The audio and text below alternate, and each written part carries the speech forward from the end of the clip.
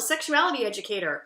I talk about sex, but today I want to talk about not sex. Abstinence! Let's keep it real. A lot of us want to talk to our kids about abstinence, and it is an important part of sexuality and making sexual choices. If you look up sort of a textbook definition of what abstinence or sexual abstinence means, it's not having sex. But because having sex can mean different things to different people, abstinence can also mean different things to different people. For example, for some people, abstinence can mean not engaging in any sexual activity whatsoever with a partner or with themselves, no masturbation. For somebody else, abstinence could mean not engaging in any kind of penetrative sex, but other sexual activities with a partner are fine.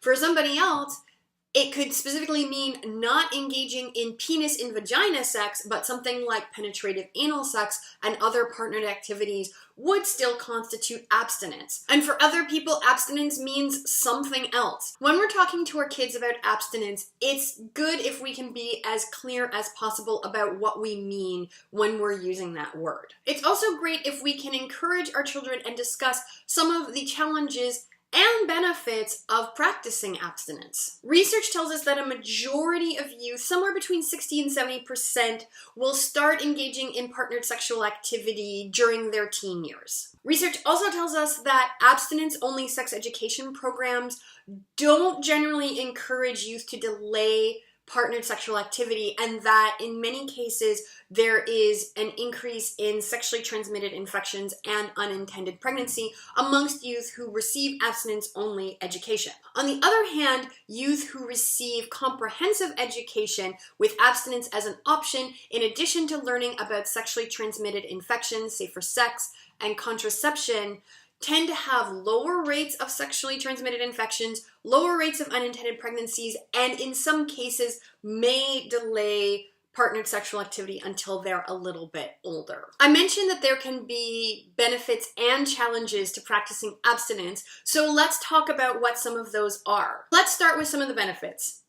Youth who don't engage in any sexual partnered activity run no risk of contracting a sexually transmitted infection, and for youth with a uterus, they also run no risk of unintended pregnancy. For youth who abstain from penetrative sexual activity and limit their partnered interaction to things like kissing, fondling, dry humping, mutual masturbation, phone sex, sexting, then again, their risk of contracting an STI is very, very low.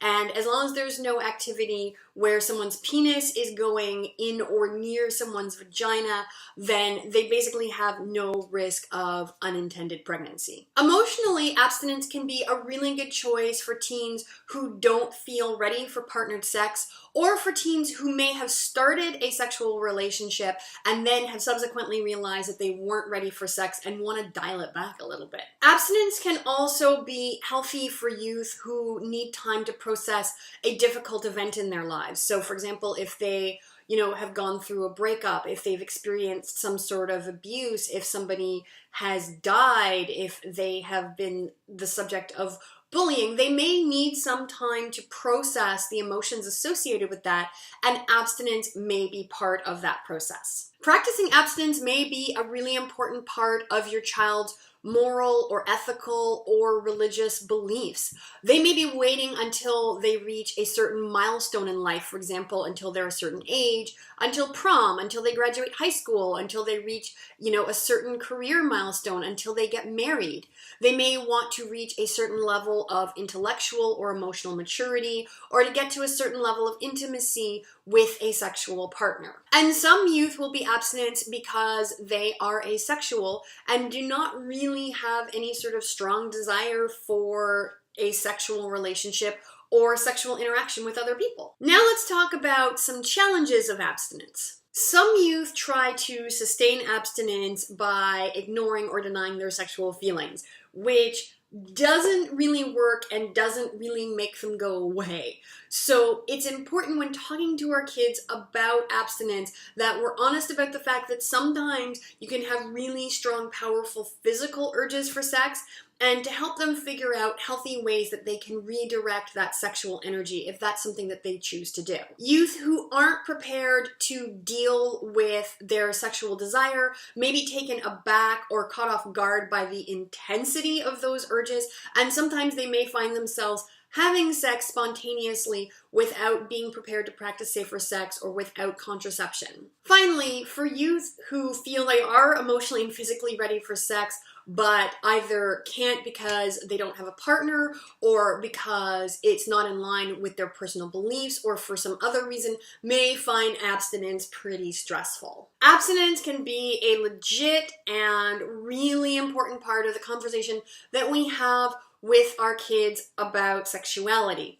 When we're talking about it, I think it's really important, A, to be clear about what we mean, to help our kids really think about how they want to practice abstinence, and also to help them think about how they want to communicate their needs and boundaries around abstinence to any potential partners. So that was my little bit about abstinence for today.